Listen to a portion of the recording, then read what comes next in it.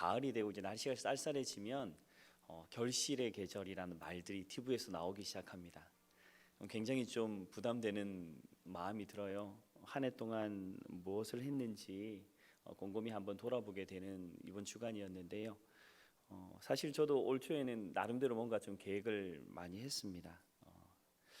개인적으로 계획도 많이 세웠는데 많은 것들을 이루지는 못했어요. 그런데 이거 하나는 꼭 이루었으면 하는 걸 이루지 못한 것이 좀 많이 아쉬움으로 남습니다. 그것은 이번 한 해는 우리 교회가 함께한 기도의 기쁨을 회복하는 한 해라는 이런 우리 교회 이제 목표를 가지고 나가다 보니까 저 역시도 그러면 내가 젊었을 때 이제 처음 주님 만났고 또 한창 은혜 가운데 넘쳤을 때 그 기도의 능력들을 좀 회복하는 그런 올해로 한번 삼아보자라고 사실 결정을 했습니다. 그래서 저희 같은 경우는 월요일 날 쉬는 날이라 월요일 아침부터 이제 일어나서 기도도 좀 하러 다니고 또 이렇게 개인적인 또 깊이 있는 기도의 시간을 좀 가졌으면 했는데 참 아쉬워요. 돌아보면 월요일 날 아침에 그렇게 얼마나 잠이 단지 침대에서 못 일어나서 눈 뜨면 오후 시간이 되어 또 뭐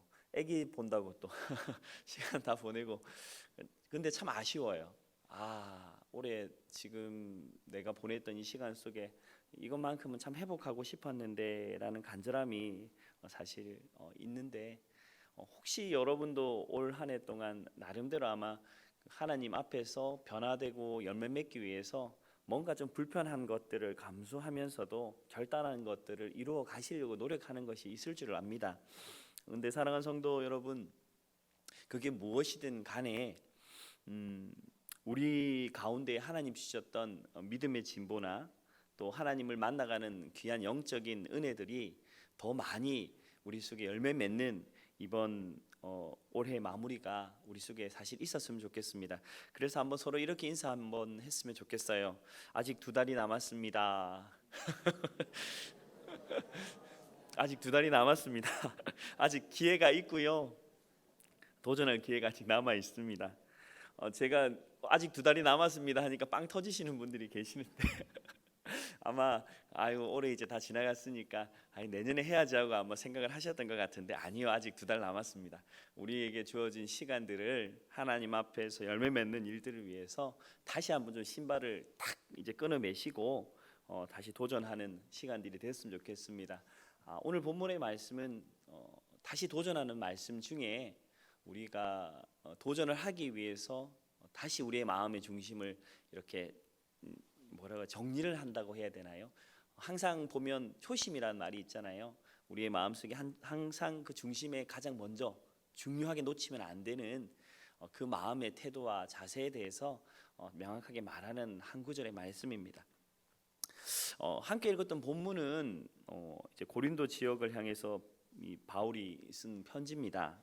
사실 뭐 바울의 인생에 대해서 말하자면야 파란만장하겠지만 명확한 것은 그가 예수를 믿기 전과 후가 달라졌다는 겁니다. 예수 믿기 전에는 율법이나 의례를 행하는 그 종교적인 어떤 규범과 율례에 정통한 사람, 한마디로 종교생활하던 사람이에요. 한마디로 종교생활하던 사람, 자기 의에 가득했던 사람, 그 사람이 바울인데 예수를 믿고 나서 그가 이 구주로 예수 그리스도를 영접하고 변화받고 또 변화된 인생을 한마디로 표현한다면 오늘 이 본문입니다. 자신의 삶의 변화를 무엇으로 표현할 것인가? 나는 새로운 존재다. 나는 새로운 피조물이다. 하는 것을 오늘 우리가 함께 읽었던 이 말씀에서는 우리에게 명확하게 말하고 있는데요. 5장 17절 말씀을 보면 그런즉 누구든지라고 돼 있어요. 저는 이 말씀을 보면서 누구든지란 여기의 뉘앙스에서 바울의 목소리를 이렇게 들었습니다. 나 같은 놈도 하나님이, 이 죄인의 개수 같은 나 같은 놈도 하나님이 예수 그리스도 안에 있는 나는 새로운 피조물로 만들어 주셨다라는 이 고백으로 그런즉 누구든지란 말이 제 귀에는 들렸습니다. 본인 스스로의 삶들을 돌아볼 때 그만큼 예수를 믿는 사람을 핍박하고 박해하고 스데반 집사를 돌로 쳐 죽는 자리에서도 당당하게 그 일들을 행했던 그 삶을 되돌아볼 때는 그는 그 무엇으로도 하나님 앞에 설 수 없는 자라고 스스로 여겼을 겁니다. 그런데 그런즉 누구든지라는 말로 오늘 자신의 삶의 변화의 고백이 이렇게 시작되어지는 것이죠. 그래서 오늘 우리의 본문의 말씀의 제목은 그리스도 예수 안에 있으면입니다. 예수 그리스도 안에 있으면 누구든지 라는 말이죠. 본문의 말씀을 다시 한번 그래서 읽어보도록 하겠습니다. 5장 17절 말씀인데요. 그런즉 누구든지에 나 자신을 놓고 한번 읽으십시오. 같이 읽겠습니다. 시작. 그런즉 누구든지 그리스도 안에 있으면 새로운 피조물이라. 이전 것은 지나갔으니 보라 새 것이 되었도다. 아멘이십니까? 우리가 예수 그리스도 안에 있으면 새로운 피조물이 될 것이다 라고 말하신 것이 아니라 피조물이다 라고 명확하게 말씀하십니다. 물론 우리의 삶들을 잘 한번 돌아보시면 예수를 믿은 후에 변화가 크게 보여지지 않는 그러한 모습들로 우리 스스로를 보면 좀 부끄러울 때도 있어요. 그런데 이것은 확정적인 것입니다. 우리가 예수 그리스도 안에서 믿음을 가진 순간 우리는 이미 새로운 피조물이 되었다라는 겁니다. 그것은 육신의 것이 아닙니다. 하나님 앞에서 우리의 영적인 존재, 우리의 실제적인 존재의 근원이 새로운 피조물로 변화되었다는 것을 하나님은 명확하게 말씀하시는 겁니다. 그래서 우리를 부를 때에 하나님의 자녀라는 이름으로 부르지 않습니까? 하나님의 자녀라는 이름은 아무에게나 붙일 수 있는 말이 아닙니다. 우리를 왕같은 제사장이라고 부르지 않습니까? 예수 그리스도를 믿는 자의 존재가 죄와 사망의 권세 속에 세상 가운데에 그렇게 흘러가는 대로 살았던 우리의 존재가 예수를 믿는 순간 왕과 같은 거룩하며 존귀한 제사장의 모습으로 하나님의 우리를 그렇게 새로운 피조물이라 여겨주시고, 그리고 그것을 여기는 것에 그치는 것이 아니라 실제로 우리가 그러한 존재가 되었다라고 확증적으로 말씀하고 있는 이 말씀의 기초 위에 우리가 온전히 서게 될지를 주님의 이름으로 축원합니다. 이것은 변하는 것이 아닙니다. 결코 변할 수 있는 것이 아닙니다. 말씀에서는 몇 가지 또 우리에게 이러한 고백을 가진 이들에게 반드시 우리의 마음속에 가져야 하는 몇 가지를 말하고 있는데요. 그것은 여기에 새로운 피조물이다라고 하는 말의 내용입니다. 이 말은요, 내가 누군가, 내가 어떠한 존재인가에 대한 이야기이기도 하고, 그리고 나의 존재에 대한 모든 것을 하나님께서 주권하신다는 고백이기도 합니다. 두 가지 다 들어있어요. 하나님에 대한 고백이 들어있고, 그리고 나 자신에 대한 스스로에 대한 고백이 다 들어있는 것이 나는 새로운 피조물입니다 라는 표현입니다. 은혜로 우리는 주님의 자녀가 됐습니다.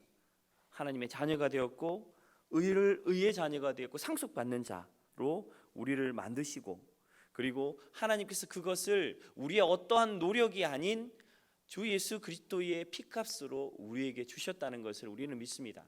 그것이 하나님께서 우리의 창조와 또 우리의 삶의 모든 것을 주관하시는 주권자라는 고백, 즉 창조주이심에 대한 고백이 그 속에 들어있는 것인데요. 이것은 우리의 삶들에 대한 모든 것의 한 가지를 명확하게 말합니다. 그것은 우리의 삶의 모든 것이 하나님의 손 안에 있을 때만 참된 위로와 안식과 평안을 누릴 수 있다는 것입니다. 아멘이십니까? 하나님의 손 안에 있을 때만. 때때로 우리는 잠깐 우리의 삶들 속에서 우리의 기쁨을 위해 무언가를 선택하게 되는데, 기억하십시오. 하나님께서 우리를 새로운 피조물이라 말씀하시고, 그 말씀을 통하여 내가 너를 그렇게 새로운 창조로 너를 만들었다라는 이 말씀 앞에서 다시 창조주를 기억하시는 귀한 우리의 인생의 고백과 변화가 있기를 소망합니다. 우리는 그렇게 하나님 앞에 창조된 존재입니다. 제가 새가족부를 지금 이제 한 10개월 정도 맡으면서 새가족들하고 이제 하나님에 대한 얘기를 같이 이야기할 때 안 믿는 분들에게 설명하기 위해서 왜 하나님과 만나는 것이 중요하고 하나님을 예배하는 것이 중요합니까? 라고 하는 그 질문에 대해서 제가 가르쳤던 내용들 중에 참 좋은 예가 있는데요. 우리가 창조되었을 때에 우리는 흙으로 만들었던 우리의 존재가 흙을 통해서 하나님께 창조되었을 때 그 후에 생기를 불어 넣어 주심으로 우리가 창조되었 사람이 되었다라고 하는 성경의 말씀을 기초로 해서 이렇게 말합니다. 그러면 어떨 때 우리가 가장 행복할까요? 그때는 하나님을 만나고 예배할 때입니다.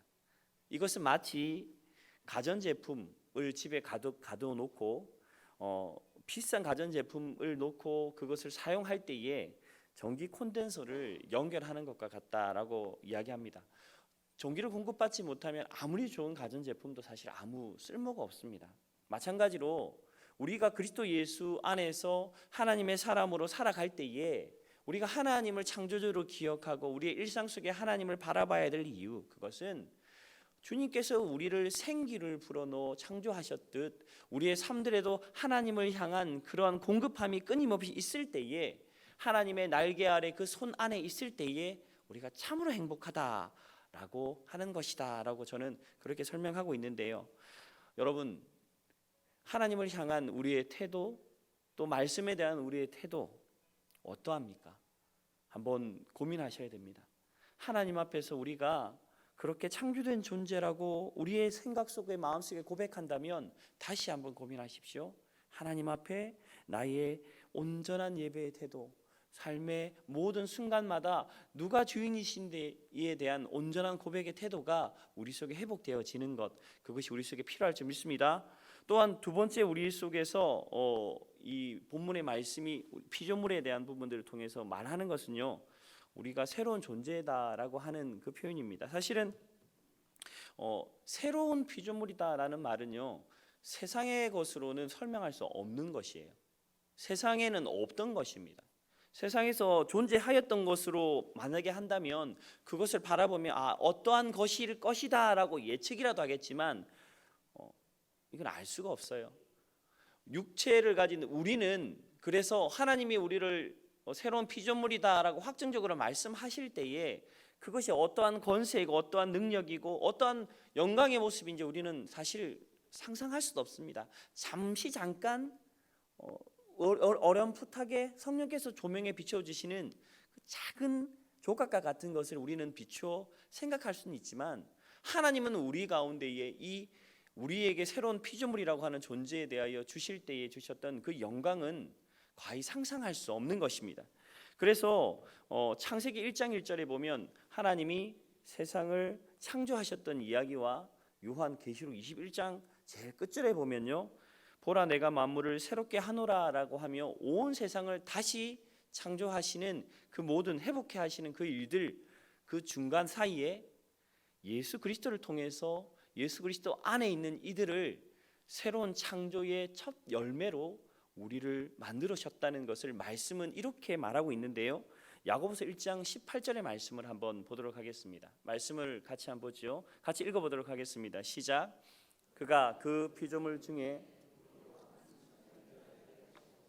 자기의 뜻을 따라 진리의 말씀으로, 아멘. 예수 그리스도 안에 있는 우리는 세상 모든 만물 가운데에 가장 먼저 첫 열매로 하나님의 새 창조 온전한 회복의 그 말씀을 이루기 위해 우리에게 먼저 이것을 허락감을 받은 유일한 존재라는 겁니다. 세상 가운데 이것은 없었던 것이고 그 무엇도 생각할 수 없었던 것이라는 것이죠. 로마서 8장 말씀을 한번 보십시오. 이것이 얼마나 영광스러운 위치인지 우리는 이것을 보면서 알 수 있습니다. 한번 다시 말씀을 읽어보도록 하겠습니다. 시작. 하나님의 아들들이 나타나는 것이니 피조물이 허무한 데 굴복한 것은 자기 뜻이 아니요 오직 굴복하게 하시는 이로 말미암음이라. 그 바라는 것은 피조물도 썩어짐의 종노릇 한 데서 해방되어 하나님의 자녀들의 영광의 자유에 이르는 이것이니라. 아멘. 로마서의 말씀을 보십시오. 죄로 인하여 세상이 하나님과 단절된 순간부터 죄 때문에 세상의 모든 것이 하나님과 단절되어져 죄의 영향력 속에 살아갔던 그 모든 것, 그 모든 피조의 것들이 바라며 고대했던 하나님의 온전한 회복을 고대했던 그 첫 번째 열매가 오늘 본문 말씀 19절의 말씀처럼 하나님의 아들들이 나타나는 것이니 라고 하는 말로 우리의 존재의 새 창조의 이 예수 그리스도 이루시는 이 최상주의 일에 세상의 모든 만물들이 얼마나 그것을 갈망하며 고백했던 일인가 하는 것을 로마서 말씀은 우리에게 명확하게 증언하고 있는 것입니다. 사랑하는 성도 여러분, 우리의 존재는 그래서 그냥 가볍게 나는 새로운 피조물이다 라고 하는 그 말로만 설명할 수 있는 존재가 아닙니다. 우리는 우리의 생각보다 더 크고 놀라운 하나님의 크신 회복 속에, 그리고 하나님의 크신 능력 속에 온전한 새로운 피조물로 이 땅의 삶을 살아갑니다. 비록 우리가 연약하여서 자주 넘어지고 무너지고 그것 때문에 우리의 존재 자체가 정말 나는 왜 이럴까라는 생각이 들 수는 있지만, 그러나 하나님이 회복하신 우리의 실제적인 삶의 모습과 또 영적인 하나님의 회복은 전혀 다르다는 것을 기억하시는 여러분 되길 주님의 이름으로 축원합니다. 이러한 고백을 가지는 것, 이러한 고백을 선포하는 것 굉장히 중요해요. 나는 새로운 피조물이다 라고 하는 것, 이것을 우리가 말하고 그리고 마음속에 결단하는 이유는요, 이것이 우리 속에 회복을 가져주기 때문입니다. 사실 우리의 삶들 속에 연약한 부분들이 많이 있습니다. 계속 반복적으로 넘어지는 부분들이 있잖아요. 어떤 분은 관계의 문제나 감정적인 부분들 때문에 매일 넘어지시고, 또 어떤 부분은 물질적인 부분이나 또 삶들 속에서 닥쳐오는 세상의 환란 속에서 보면 항상 비슷한 부분에서 넘어지는 우리의 모습들이 있어요. 그런데 하나님은 우리로 하여금 우리가 그리스도 안에 있을 때 새로운 피조물이다라고 하는 이 말을 통해서 우리로 하여금 우리의 삶들 속에 그 연약했던 부분들 속에 하나님을 경험하기를 원하시고, 또 그것들을 통하여 하나님의 크심을 바라보며 우리의 존재가 얼마나 하나님 앞에 영광된 존재인지 바라보게 하시는 것입니다. 예전에 제가 회개라고 하는 것을 한번 말씀드린 적이 있는데요, 그런 의미에서 우리는 회개하는 일들이 계속 일어나야 됩니다. 단순히 하나님 내가 이 부분들을 잘못했습니다 라고 하는 그러한 말로의 회개, 하나님 내가 이 부분들에 있어서 용서를 구합니다는 회개가 아니라, 회개를 통해 하나님 나는 하나님 앞에 새로운 존재, 하나님께 영광된 존재입니다 라고 스스로에 대하여 계속 선포하며 인식하는 것, 그것이 회개라는 것이죠. 쉬운 말로 하면 이런 예를 들 수 있습니다. 한 나라가 이 전쟁을 통해서 다른 나라의 영토들을 이렇게 빼앗아서 그 나라를 자신의 나라, 즉 우리나라의 영토라고 선포를 한다고 생각해 보면 비슷합니다. 예수 그리스도께서 우리의 삶들을 하나님의 백성이다라고 말하시고 우리의 삶의 모든 것들 가운데 새로운 피조물이라 선포되어졌습니다. 법적으로는 이미 그 모든 영토가 하나님의 나라요, 하나님의 소유요, 하나님의 영향권 가운데 있는 존재입니다. 그런데 그 정복이 끝나고 그리고 그곳에 진짜 그 권세와 또 그 영토에 대한 통치가 일어나려면 이전에 그 자리를 통치하였던 그 과정들 속에 남아 있었던 찌꺼기들이 있어요. 맞지요? 뭐 시골에 가면 나라가 바뀌었는지 모르는 어떤 분들이 앉아서 나라가 바뀌었어? 라고 이야기할 수도 있는 것처럼 그 과정들이 필요하다는 겁니다. 이미 이루어졌으나 우리의 내면 속에, 우리의 생각 속에, 우리의 삶들 속에 이것을 이루어가기 위해서는 그래서 선포하고 그것을 다시 한번 일깨우고 하나님 앞에 결단하며 결심함으로 그 속에서 하나님의 영광과 통치가 일어난다는 그러한 삶의 경험들이 우리 속에 일어나야 한다는 것입니다. 그게 회개입니다. 그것이 우리의 삶들 속에 연약함을 바라보며 하나님 앞에 그것을 비춰가는 과정이에요. 그래서 여러분, 회개하는 일들이 우리 속에 일어나면 회복이 일어납니다. 우리 속에 회개하는 일들을 통해 내가 새로운 피조물이다라는 것에 대한 인식, 그것이 우리 속에 확고해지는 과정들이 우리 속에 일어나야 한다는 것입니다. 그렇게 되면 우리 속에 온전한 자유함이 일어나요. 우리를 묶고 있었던 옛 것들이 떠나가고 우리를 묶고 있었던 옛 것들이 다 떠나간 자리에 진정한 자유가 일어난다는 것이죠.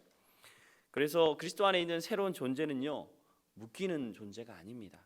말씀은 진리가 너희를 자유케 하리라 라고 하셨지요. 말씀이 무엇입니까?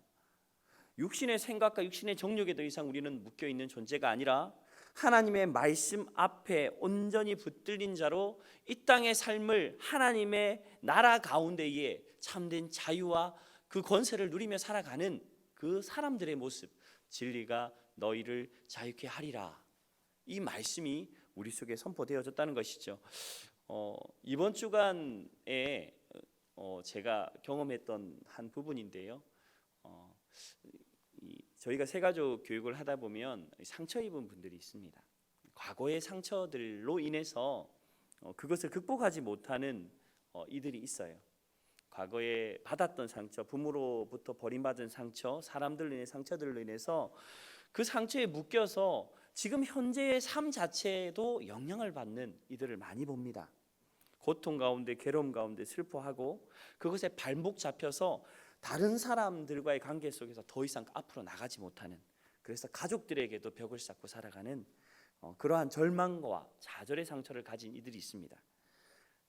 우리가 새로운 피조물이 되었다라고 하는 것, 그것을 통해 하나님께서 우리에게 새로운 존재로 주신 그 생명을 맛보는 것, 그것이 하나님이 우리에게 원하는 길인데, 과거의 것들에 묶여 있는 이들은 그 하나님의 새로운 창조와 새 피조물로 주신 그 기쁨들을 맛보지 못하는 것입니다. 원인이 무엇일까요? 그것은 우리의 심령 속에 있는 이 묶음들을 주관하는 사단과 악한 세력들로 인하여 우리의 삶들 속에 하나님을 경험하는 이 일들이 막혀있기 때문입니다. 그래서 회개해야 됩니다. 회개가 능력이 됩니다. 하나님 앞에 선포하는 것이 이것을 돌파하는 능력이 되는 것입니다. 사랑하는 성도 여러분, 우리의 삶들 속에도 그러한 두려움들이 있습니다. 묶여있는 것들이 있고 무너졌던 경험이 있고, 또한 하나님 앞에 온전히 서고자 했지만 자주 넘어지는 실패의 기억들이 있습니다. 그러나 그것에 묶이지 마십시오. 하나님은 우리를 이미 새로운 피조물로 확정하시고 그 가운데에 하나님께서 영광됨을 보이시고 우리로 하여금 그 모든 일들 가운데에 하나님의 승리를 경험하게 하시기로 결정하셨다는 것을 반드시 기억하시는 여러분 되기를 주님의 이름으로 축원합니다. 그래서 오늘 우리가 함께 읽었던 이 본문 고린도후서 5장 17절 이전의 말씀을 보면요, 새로운 피조물 된 자의 특징이 나오는데요, 말씀을 잘 한번 보시면 그렇습니다. 14절 15절의 말씀을 보시면 말씀의 내용은 이렇습니다. 그리스도의 사랑이 우리를 강권하시는도다. 우리가 생각하건대 한 사람이 모든 사람을 대신하여 죽었은즉 모든 사람이 죽은 것이라 라는 말로, 예수 그리스도 안에 있는 우리는 이미 예수 그리스도 안에 있는 믿음으로 말미암아 십자가에 우리의 옛 자아와 옛 정욕과 옛 욕심이 이미 죽은 존재다라고 명확하게 말씀하고 있습니다. 아멘이십니까? 그것이 참된 우리의 고백이지요. 그것은 변하는 것이 아닙니다. 지금 내가 살아가고 있는 이 삶의 모습이 비록 내가 보기에는 계속 넘어지며 비천해 보이더라도 하나님은 이미 그것이 십자가에 못 박혀 죽었다라고 말씀하시는 것입니다. 이미 끝났다는 겁니다. 더 이상 나는 옛 자아와 옛 모습으로 이 땅의 삶을 살아가는 존재가 아니다는 것입니다. 비록 연약하지만 나는 새로운 피조물로 지금 하나님 앞에서 이 땅의 삶을 살아가고 있는 존재라는 그것을 말씀은 우리에게 명확하게 말씀하고 계십니다. 또다시 15절의 말씀을 보십시오. 말씀은 우리에게 이렇게 말씀합니다. 그가 모든 사람을 대신하여 죽으심은 살아있는 자들로 하여금 뭐라고 되어 있습니까? 다시는 그들 자신을 위해 살지 않고 오직 그들을 대신하여 죽었다가 이를 위해 살게 하리라.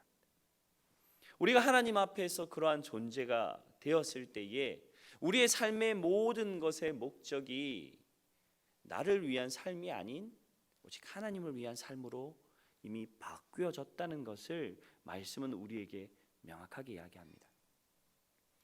우리가 공부를 하든 가정에서 가사를 하든 또 교회에서 섬기고 또 봉사를 하든 또 직업의 현장 가운데 어떤 일을 하든 새로운 피조물로 이 땅의 삶을 살아가는 우리는 이전에 옛자가 원했던 삶, 그래서 내 정욕과 내 욕망과 내 성공을 위해 살아갔던 삶이 아니라 그것이 무엇이 되었든 모든 것이 하나님을 위하여 살아가는 삶으로 우리의 삶이 변화되었다는 것을 또한 명확하게 말하는 것이 우리가 함께 읽었던 이 17절 말씀을 통해 우리에게 주고자 하는 실제의 메시지라는 것입니다.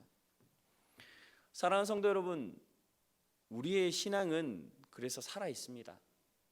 우리의 신앙은 죽어 있는 신앙이 아닙니다. 우리의 신앙은 생명력이 있고 날마다 약동하고 하나님이 주셨던 심정으로 두근두근하며 하나님이 우리에게 능력 주실 때마다 지혜 주실 때마다 하나님이 이루시고자 하시는 일들을 위하여 우리의 삶을 전진해 나가는 그러한 신앙이 되어야 할 줄 믿습니다. 살아있다는 것은 반응하는 겁니다. 무언가 문제가 터지면 그것에 대하여 반응하는 것이 살아있는 신앙이지요. 그런데 우리의 삶을 보면 우리의 삶들 속에 바꿔야 할 한 가지 태도가 더 있습니다.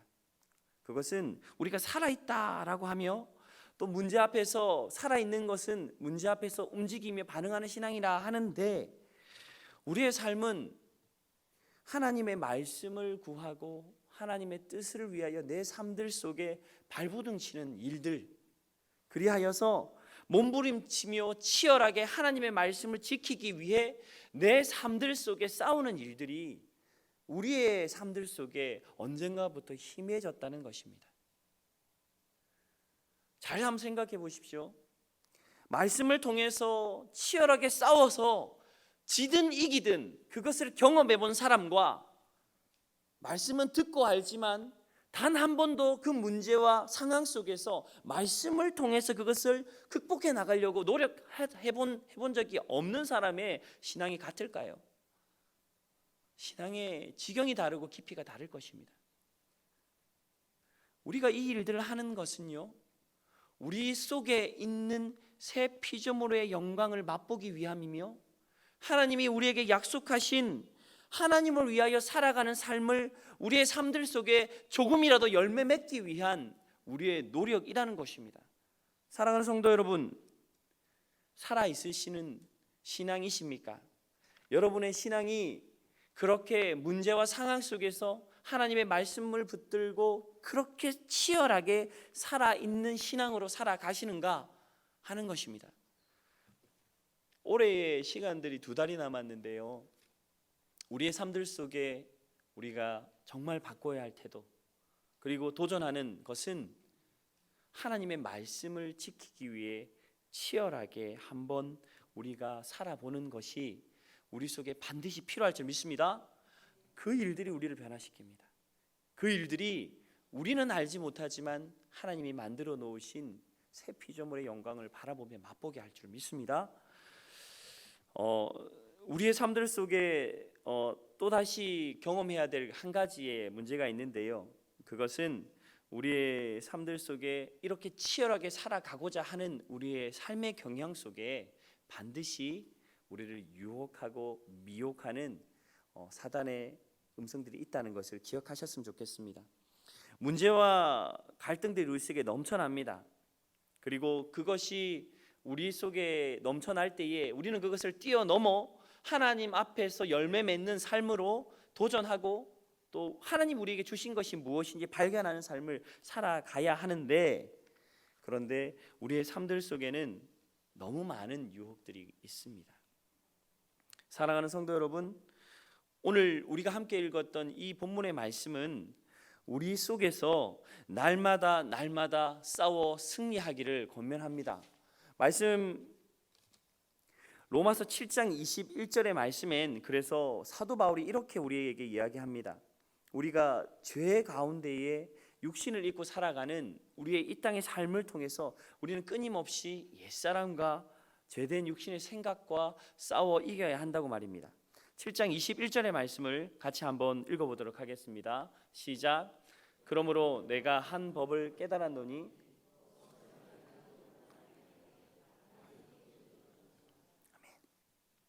말씀이 우리 가운데에 명확하게 말씀하는 것은요, 우리의 삶의 존재와 방향성은 이미 정하여지지만 우리의 삶들 속에 끊임없이 악의 영향력이 우리를 주장한다는 것입니다.